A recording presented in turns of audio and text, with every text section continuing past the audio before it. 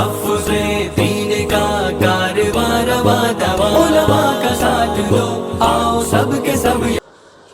اب اچھی طرح جاننے والے جانتے ہیں کہ اس وقت دنیا میں ٹیکنالوجی جن لوگوں کے ہاتھ میں ہے اور ٹیکنالوجی کہاں تک پہنچ گئی ہے، اب ہر ٹیکنالوجی کے بارے میں دنیا میں جاننے والوں کی تعداد اچھی خاصی بڑھ رہی ہے۔ یہ ہر ٹیکنالوجی وہ ہے کہ جس کے ذریعے سے کلائمیٹ چینج کیا جاتا ہے اور موسم کو کنٹرول کیا جاتا ہے۔ جہاں کی طرف رخ ہوگا اور جہاں اس ٹیکنالوجی کا استعمال ہوگا تو اچانک موسم بدلا جا سکتا ہے، بارش برسی یا برسائی جا سکتی ہے، سیلاب لائے جا سکتے ہیں، تباہیاں مچائی جا سکتی ہیں، اور بڑی تیزی کے ساتھ اس ہر ٹیکنالوجی کا استعمال بھی دنیا میں اس دور میں ہو رہا ہے، اور کہا جا رہا ہے کہ آنے والے دنوں میں تو مکمل کنٹرول ہو جائے گا۔ بہت سے علاقوں میں دجالی طاقتیں خشک سالی اور قحط کی حالات پیدا کر دیں گے، اور بہت سے علاقوں میں سیلاب آ جائے گا۔ اسی طرح اور بھی بہت سی ٹیکنالوجیز ہیں جو اس وقت بہت تیزی کے ساتھ دجالی طاقتوں کے حوالے کے ہاتھ میں آ رہی ہیں۔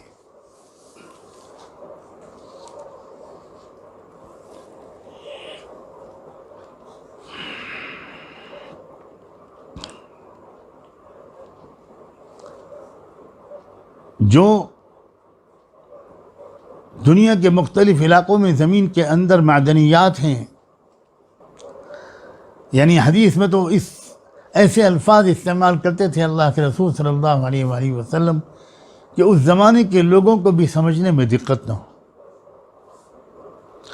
اور الفاظ اس کو سامنے رکھ کر ہم ان احادیث کا مطلب شاید بہتر طریقے پر سمجھ سکتے ہیں۔ اس میں اسلاف و اکابر کی کوئی توہین نہیں ہے۔ قرآن مجید کے بارے میں تو یہ بات سب جانتے ہیں کہ وہ لا تنقضی عجائبہ ولا تبلی جدتہ، کہ اس کے عجیب غریب مضامین کھلتے چلے جائیں گے اور اس کا نیاپن کبھی پرانا نہیں ہوگا۔ اور قرآن مجید نے تو ایک آیت میں یہ تک اشارہ کر دیا ہے کہ وَلَمَّا يَأْتِهِمْ تَأْوِيلُهُ، کہ ابھی میرے اس بات کا پورا مفہوم لوگوں کے سامنے نہیں آیا۔ یہ اشارہ ہے کہ ابھی نہیں آیا، آئندہ آئے گا۔ ہم اس دور میں بلا شبہ بہتر طریقے پر سمجھ سکتے ہیں سورہ کہف اور دجال کے رشتے کو، دجال اور فتنہ دجال کی حقیقت کو،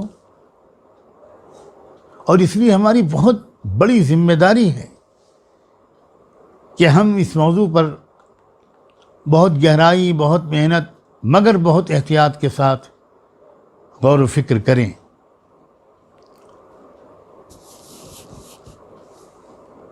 تو زمین کے خزانوں کے بارے میں جو قرآن مجید میں حدیث میں یہ اشارہ آیا ہے کہ وہ گزرے گا کسی علاقے سے اور حکم دے گا اخرجی کنوزک۔ کیا مطلب حکم دے گا اخرجی کنوزک، اپنے خزانے نکالو،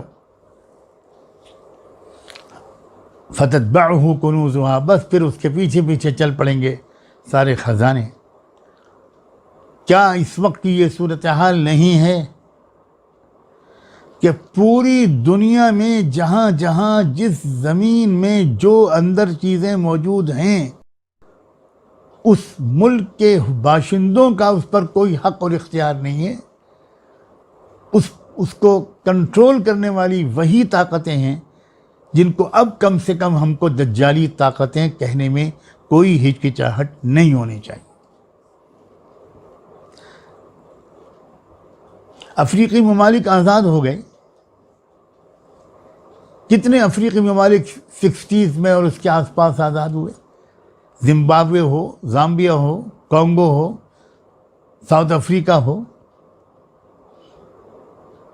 خود ہمارا ملک ہمارے ملک میں بعض علاقوں میں زبردست خزانے دفن ہیں، زبردست خزانے دفن ہیں، اتنی قیمتی معدنیات ہیں کہ ایک صوبے کے اندر کہ اگر وہ برآمد ہوں اور ہمارے ملک کی ترقی کے لیے استعمال ہوں تو ہمارے کئی سو سال کی ہماری معاشیات بہتر ہو جائیں. لیکن وہ افریقی ممالک ہوں یا مڈل ایسٹ ہو یا ہمارا ملک ہو، ان تمام خزانوں پر دجالی طاقتوں کی ملکیت والی ملٹی نیشنل کمپنیوں کا قبضہ ہے.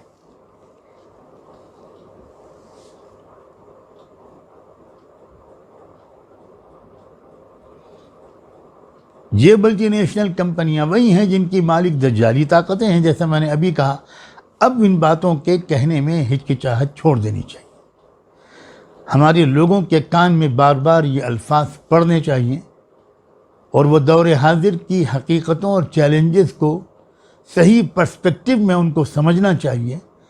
اگر ہم ان سب چیلنجز کو خالص نارمل حالات کے سیاسی چیلنجز سمجھتے رہیں گے تو ہم ان کے مقابلے میں کبھی بھی کامیاب نہیں ہو سکتے، کیونکہ ہم ان کے مقابلے کی صحیح اور درکار اسٹریٹجی اور حکمت عملی بنا ہی نہیں پائیں.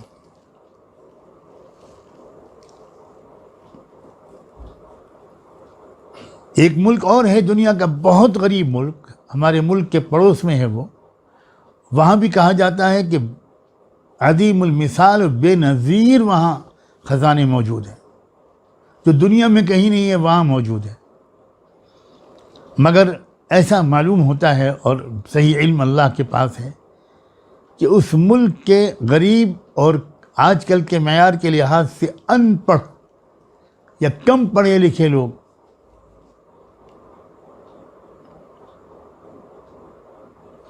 وہ دجالی طاقتوں کو اپنی زمین پر قبضہ نہیں کرنے دے رہے ہیں.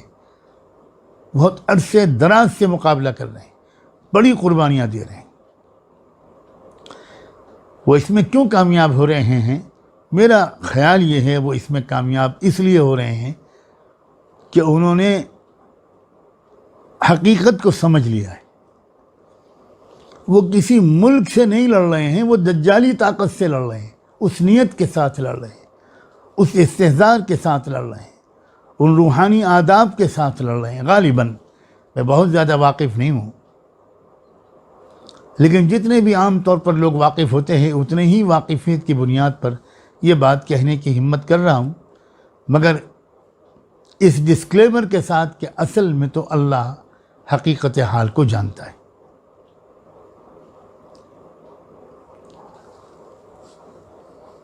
بعض احادیث میں تو یہاں تک آیا ہے اس کے بارے میں کہ وہ اپنی خدائی شان کو ثابت کرنے کے لیے مردوں کو بھی زندہ کر کے دکھا دے گا. وہ لوگوں سے پوچھے گا کیا تم اپنے ماں باپ سے ملنا چاہتے ہو؟ مرحوم ماں باپ سے جو جا چکے دنیا کے، ان سے دیکھنا، ان کے ملاقات کرنا چاہتے ہو؟ لوگ شوق میں آ کے کہیں گے کہ ضرور. اور پھر وہ اپنی شیطانی تصرفات سے وہ روحوں کو حاضر کر دے گا اور ان سے بات چیت کرائے گا. شکل صورت لوگ دیکھیں گے کہ یہ تو بالکل واقعی ہمارے دادا، ہمارے نانا، ہمارے ابا، ہمارے اماں. اور پھر آخر میں ان سے کہے گا اب تو مان گئے کہ میں خدا ہوں.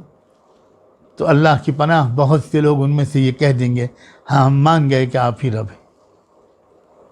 ہے ہند میں انوکھا مرکز تحفظ دی، یہ دی کا ترجمہ ہے مرکز تحفظ دی.